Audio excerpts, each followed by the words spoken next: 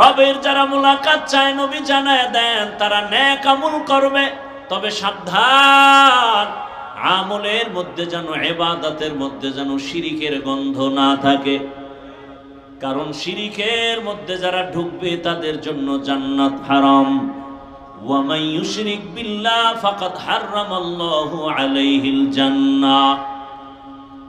রবের সাথে হবে মুলাকাত, বিনিময়ে পুরস্কার পাবো কি?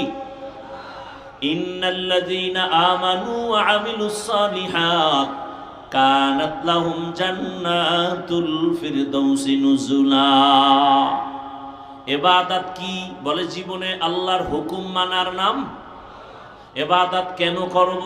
রবের সাথে মুলাকাত, পুরস্কার পাবো জান্নাত। ইবাদত কিভাবে করব? সিস্টেম কি হবে? ডাক্তার বলে দিবে? বলে না, ইবাদতের একমাত্র সিস্টেম রহমতের নবীর আদর্শ অনুযায়ী তুমি ইবাদত করো।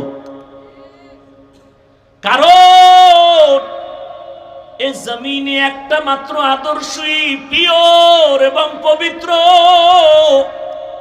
সেই আদর্শ হলো মদিনাওয়ালা নবীর আদর্শ।